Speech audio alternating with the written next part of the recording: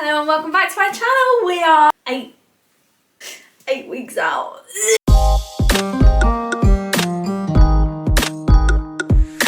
Oh my god, I can't believe how quickly it's come around. You know the drill by now. It's day one, so as per, I'm going to take you through my sessions. I feel like I've been overthinking this content a lot because obviously you guys, anyone that's watching is following along the actual prep. So obviously I'm just going to take you along to my sessions because that's the bit that's important. But I feel like I've been overthinking like repetitiveness a little bit too much. Actually, I need to do my skin and do my hair because I've got quite a lot of work and calls and stuff to get through before we go to the gym. But I just thought it was a really interesting topic. Two things that came up on yesterday's check-in calls that anyone that's watching is probably going to be involved in strength training or powerlifting in some form.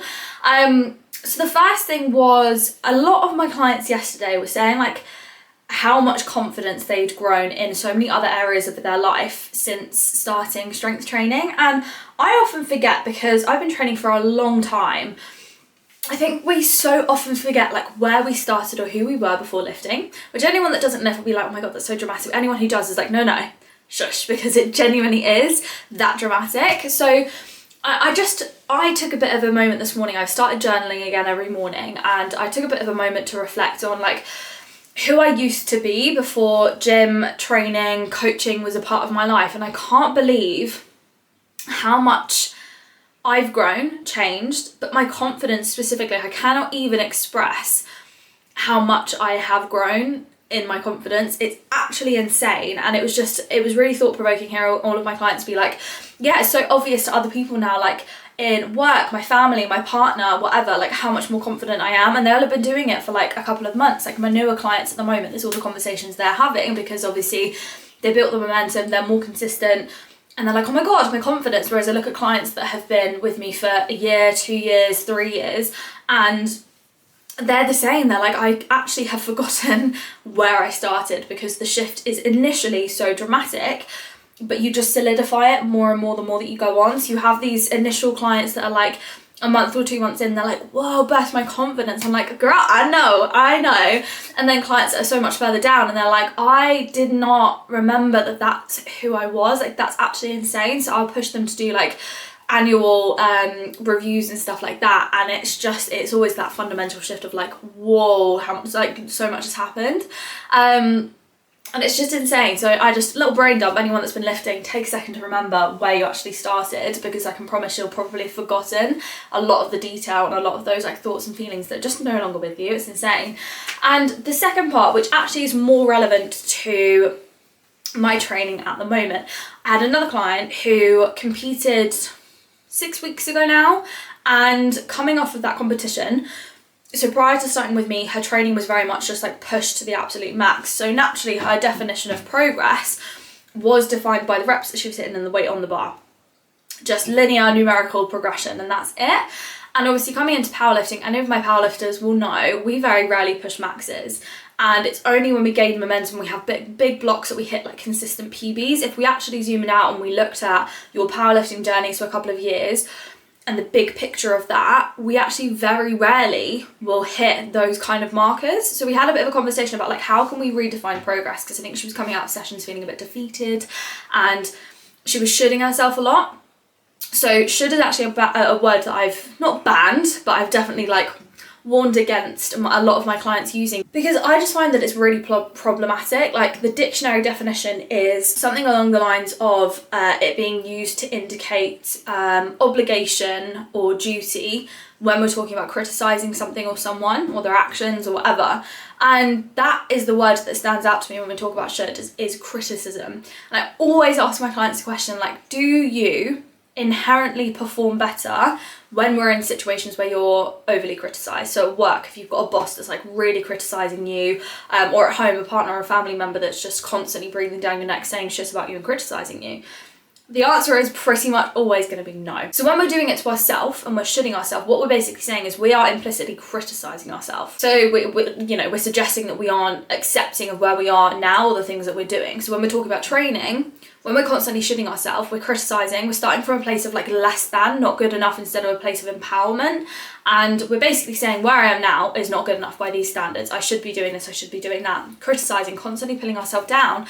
And whilst I think having goals is a really good thing, it keeps us going, it gives us a metric to measure our progress against, it gives us something to work towards. When we're talking about those goals and we should ourselves from the start, we undermine ourselves. Basically just feeding into you're not good enough by these standards. And when we also then question like, okay, but where has that come from? Who told you that you should be doing this, should be doing that? Where's that thought pattern or belief come from?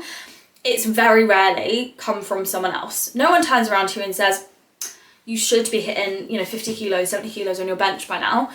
It's always come from ourselves, whether that's something we've picked up from society, a societal belief that we've then just like embedded, or stuff that we've seen online, other people doing, and so we've decided for no other reason than someone else is doing it to decide that I should be doing that as well. So the second part is always then questioning where that's come from. Like I said, goals are great, but insecurity doesn't motivate us in a sustainable way. Like it might give you a really short-term kick up the arse, but you'll burn out really quickly and we'll hit what's basically called paralysis, which is why when we see it in training and we're constantly shooting and we don't have other ways of measuring our progress, we burn out. We then develop this really shitty relationship with training and we hit that paralysis of like, well, fuck this.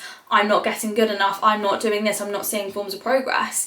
And we're gonna fall out of love with that journey incredibly quickly. So I really pushed that, because if we only define our measures of progress by what's loaded on the bar, then like I said, we're gonna have a really hard time appreciating the journey. And it's so difficult to, well, it's really important that we remember the aim of our training block as well, because like I said, we zoom out, strength training, we're very rarely going to hit maxes. So it's very rare that we're actually going to get any satisfaction if that's our definition of progress.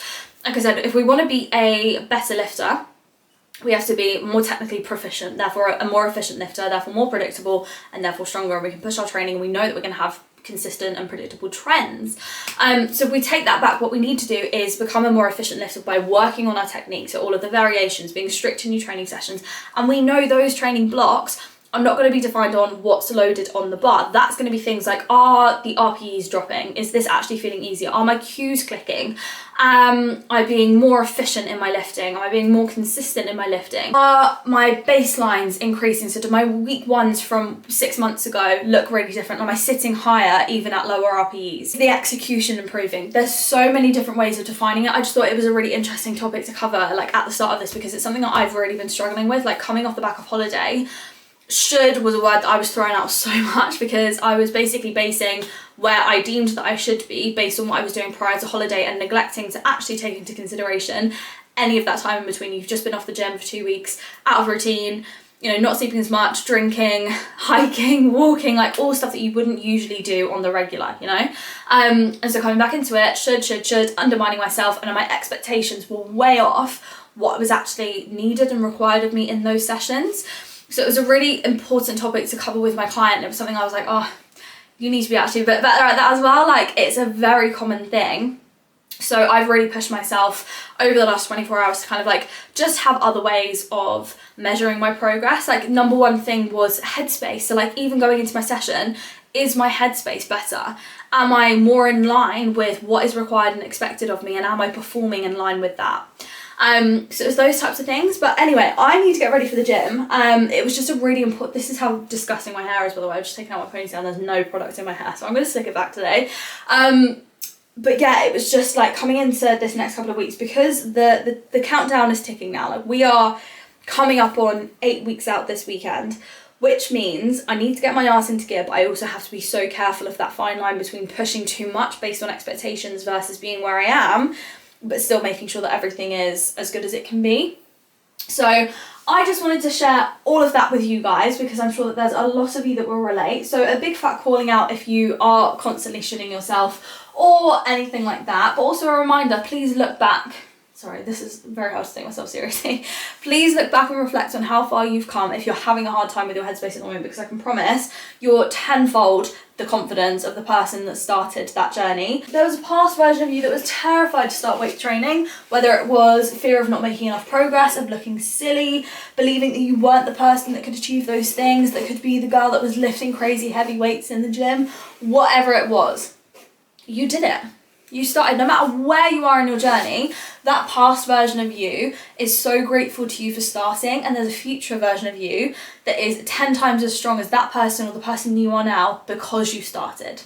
So just a little reminder to make sure you're taking some time to reflect sometimes on how far you have come, because I think you'll be far more grateful and there'll be far more progress than you've probably realised. Okay? Anyway, let's slick back this hair and do my skincare, because I've been yapping and I have 101 things to do today, so. Okay, we are here for an RPE7 day across the board. So we've got an RPE7 single, followed by an RPE7 triple. So I'm going to take 105 and then 112 as last, I'm going to take 105 and then gauge last warm up from that. I'm estimating that it'll be about 115, 117. So I was going to take last warm up at 112, so then do a 5 kilo jump. But if this moves like shit, then we'll cap that at 110 and cap the top single at 115 and the base triples off of that basically. So RP7 target, I'm going to use this to judge where I'm going to position last warm up.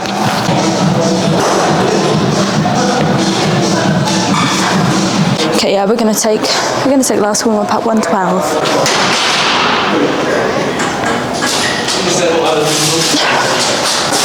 So you stood up and I was like, she's about to go. Oh yeah. Did another wee, guys. What's wrong with me?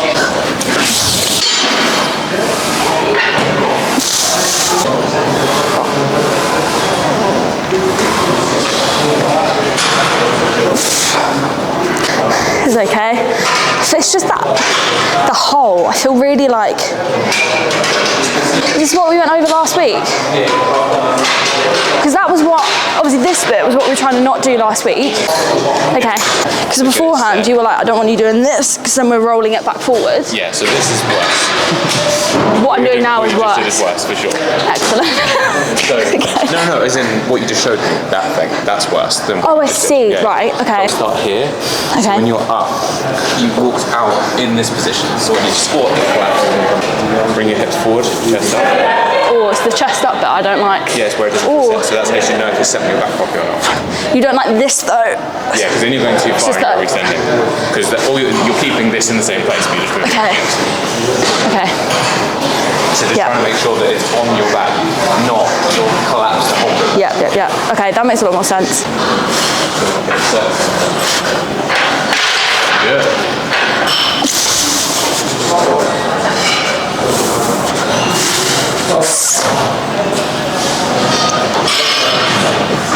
Yeah. There you go.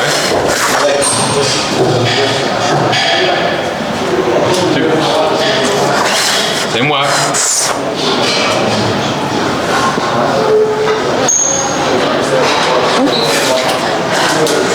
First one immediately like that. Yep. Oh, thank God for that. Okay, 2x6 at an RP5, got 92, but that felt so much better.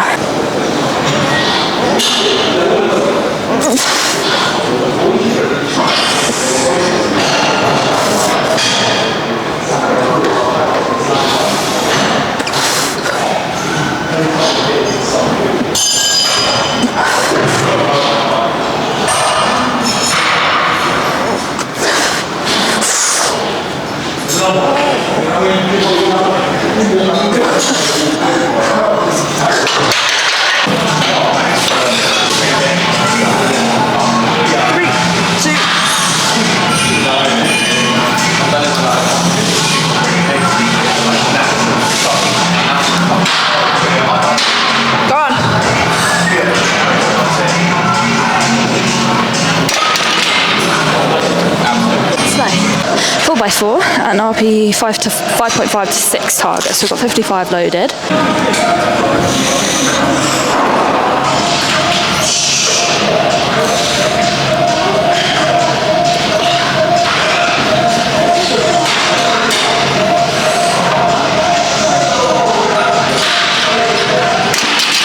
So far, I'm feeling good. We've got 2 by 8 to 12 machine press at an RP7.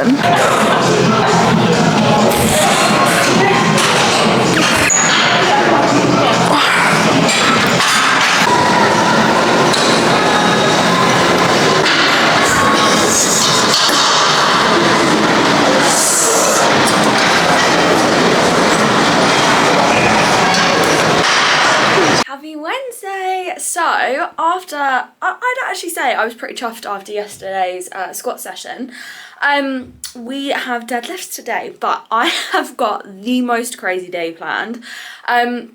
So it is my check-in day today. I've actually blocked out this morning to go and film some content because my Instagram page is lagging, and I tend to try to do one content day every couple of weeks just to do like block filming, because especially with like informative content, I really like it to be in the gym, and I just find doing it all in one go, having a plan, I can actually just be a bit more concise. I really struggle, like with YouTube, it becomes so naturally to me. I can just sit down, talk, and especially when I'm doing something or I'm actively training, I think it's much easier to talk through what I'm doing, why I'm doing it, what the plan is, etc, etc, and you can actively see what I'm up to, and I can talk you through the reasoning. Whereas with like planned content, I think because Instagram, obviously Reels, you want to try and get it under like 90 seconds to a minute, you have to be far more concise, which means it has to be planned. And the minute it's planned, I am a waffler. That is just my thing. It's the way my brain works. So having to do specific intentional content, I do find quite difficult. But I've planned out like a bunch of reels that I want to film. So I need to get to the gym and do that. Then, well, so you guys know that I train in 2 different gyms. So I'm going to go to the first one because it's closer to where I live, but it's also a little bit more aesthetic. So I'm going to go to that gym first, do all of my filming, then go straight to the other gym to train because I do all my primary days at the second gym because they've got comp kit. Do my deadlift session. Then I've got to come back, have lunch, and then I'm literally on back-to-back check-in calls. So it's going to be a bit of a crazy day. So I thought I would jump on now. I'm going to do all my makeup and everything because I very rarely wear makeup, especially these days.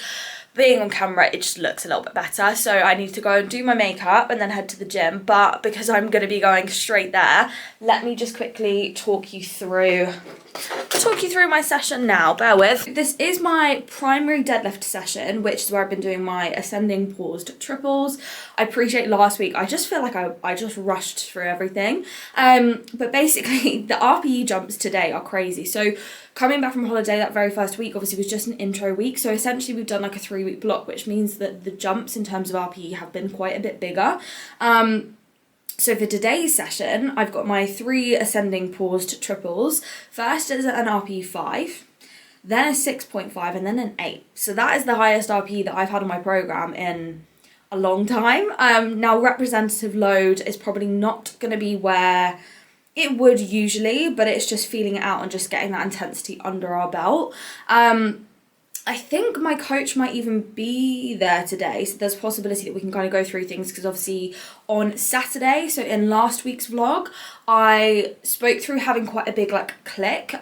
We made some adjustments to my position to try to get my chest a little bit higher because where I was wedging the bar, I was driving my like torso and my chest up, which in turn was pushing my hips close to the bar, which is not a bad thing, but the way that I was doing it meant that I was rolling the bar away from me. So it was creating distance and then pulling up. I was basically having to pull the bar into me at the same time, which is not the one.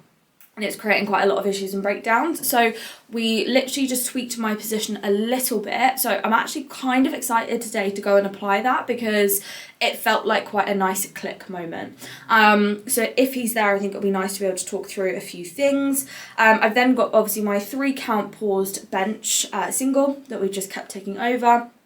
It's also at an RP5 this week, and then 3 by 7 just normal comp back offs at a 5.5, which is the same as last week as well. And then my accessories are literally just my cable row and glute drive, so no real changes. It's just the RPEs climbing up quite considerably on my paused deadlifts. Everything else is the exact same. So I'm gonna go do my makeup. I'll see you at the gym. I don't know again how much talking I'm gonna do through because I really want to focus because I've had the Q click. I just want to do. So I did warn you that I might not be talking through things as much because headspace, I just really want to focus. But nonetheless, I will see you there.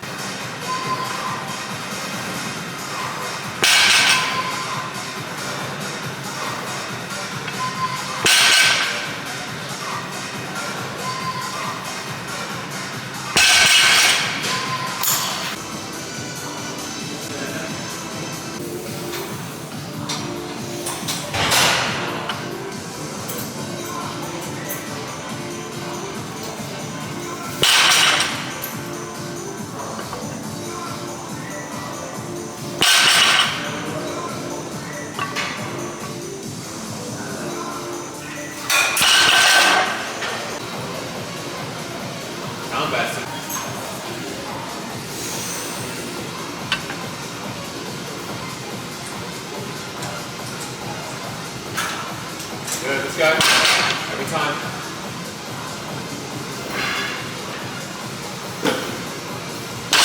Let's go, let's go.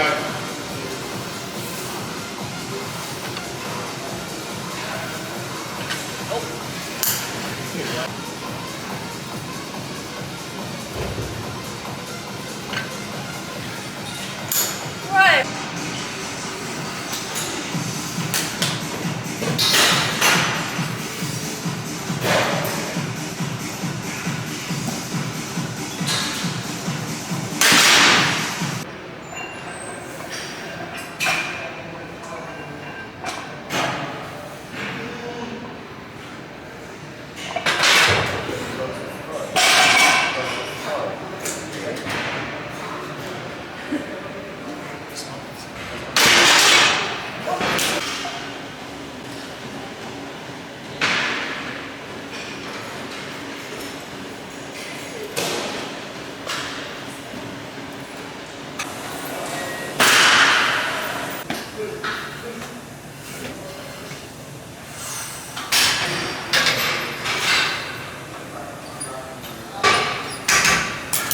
Guys, I actually can't even explain the day that I've had. So the session itself, let's just start there because so obviously we had the Q click that whoa, this sun is intense, I'm so sorry. Why does it kind of look good? The Q click that I had on Saturday about chest up and getting that position was much better. Basically what we ended up doing today, so I'm not actually mad about the session. The RP8 I went for 135. The very last rep didn't move off the floor, but it's just that position that I spoke through before the session that crept in, which meant I just literally couldn't get off the floor, and I'll be honest, I didn't try that hard. I'm also mentally, it was a really nice place to be in because my best ever triple, not paused, just best ever normal deadlift, is 137. So to take 135 for a paused attempt, with everything that's been going on and the way that I've been progressing, I'm actually quite chuffed about that. And actually it wasn't too bad. Like the execution of it was not bad at all. So basically the latter part of that session, we changed my setup. So any of you guys that have watched my channel for a long time, what you'll know is, let me move you so I can actually, so essentially pre my last competition in May, what I was doing was just a pretty standard setup. When I was bracing, before I then hinged to the bar, I was kind of doing this and I was promoting an overly rotated pelvis and my ribs were really, really low. So I was actually starting in a tiny bit of flexion, which then meant when I went to pull the bar, that was kind of following suit. So my lockout position, I was extending and I was kind of like here. So I was then really struggling to get into lockout. And as we know, any issues with lockout are symptomatic of your setup. So what we had then started doing, I was also pulling on the bar quite a few times, which was kind of then pulling me out of position, because even if I did sit up in a nice position, if I was then consistently pulling on the bar, I would go from this position to this position because I was just repetitively doing this and pulling myself closer to the bar. So it's kind of a combination of this, the brace, the position that I was creating all the way up here before I even got to the bar, and then repetitive pulling to pull the slack and generate tension was then pulling me out of position. So basically what we then did was just to think about hinging to the bar and pulling straight away. And somehow, I don't know whether it's just habit, or sometimes I'll implement things to try to cue what we're intending to do.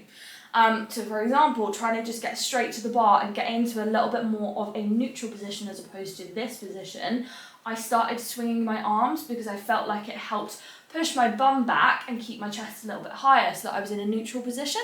But it seems that over time, that's then promoted, instead of pushing my bum back and keeping chest a little bit higher, it's promoted basically a more parallel position to the floor. So I was actually starting with my chest really low, which then meant that I wasn't wedging into position the way that I had been. And it's so interesting. Obviously, as a coach myself, I know that when we're cueing things, we always have to look at the root cause of what's causing the issue instead of just cueing things to kind of like sugarcoat it. And it's so interesting analysing myself almost as like a case study of like when you add in things that your coach hasn't said, whilst they might have the intention of cueing the thing that we want, sometimes it can actually cause additional issues that we weren't even dealing with in the first place. And that's exactly what's happened with me, is that this really simple arm swing has basically started pulling me forwards. It didn't start out as that, but over time, rather than just a quick bum back, chest up, swing just to cue it, it started causing this and actually dropping towards the floor and being pulled over the bar instead of staying on top of, with your shoulders in line with the bar.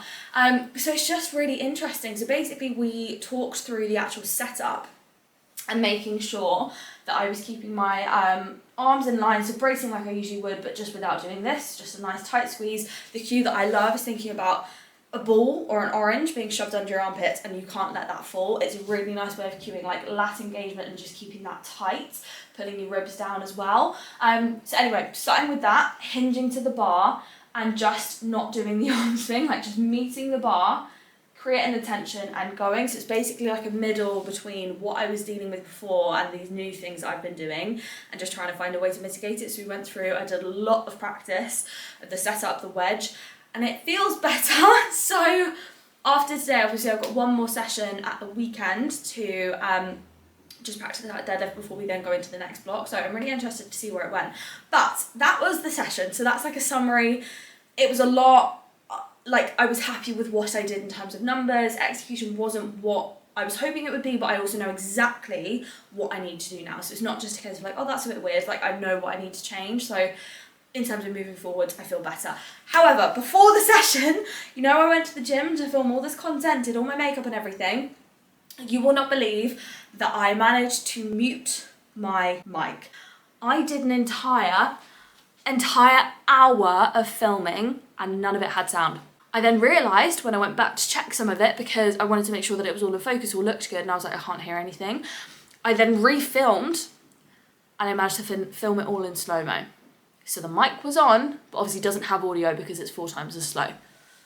I wanted the ground to swallow me up then and there, like, oh my God. So I ended up refilming just 2 of the reels because I just couldn't hack it anymore. Because the one thing is, when you get into the flow of content, the thing that I love about content days is you can be, you get in your groove, right?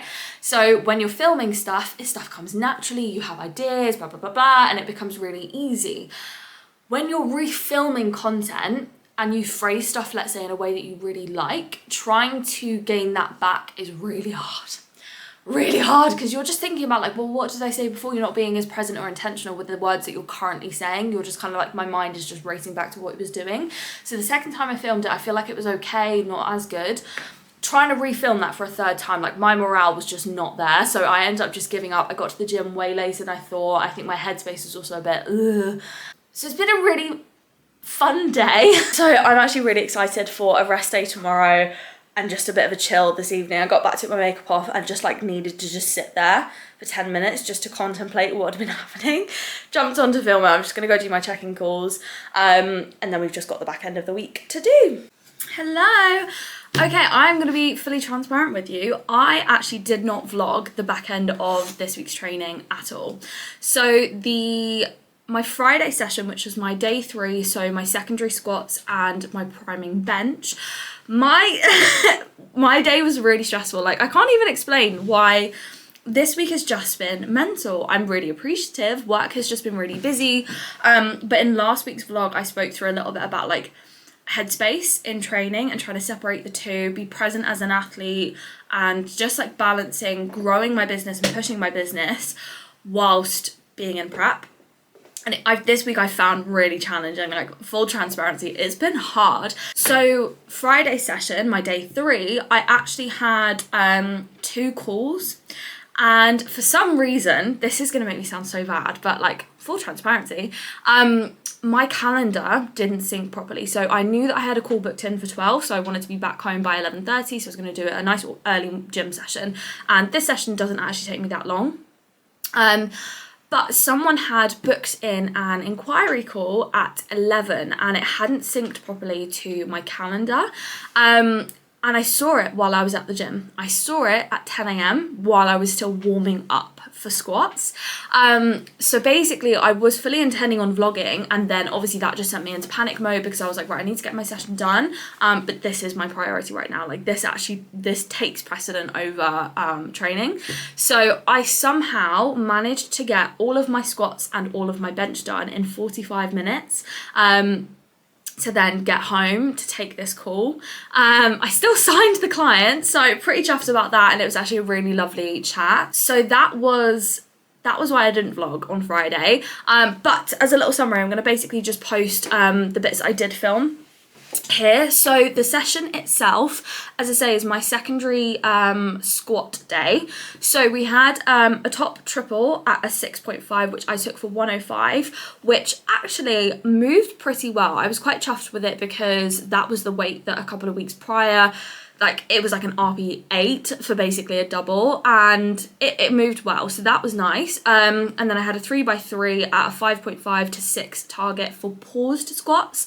I took 97, which also moved really nicely, so I was super chuffed about that. And then of course my Spoto bench is, I had 1x5, the same RPE, but just to kind of like find the RPE, which was the exact same as last week. So I just worked that up a little bit across all 3 of the sets. And then I actually did manage to get my accessories done. I just ended up having to superset my dumbbell press with my underhand lat pull down.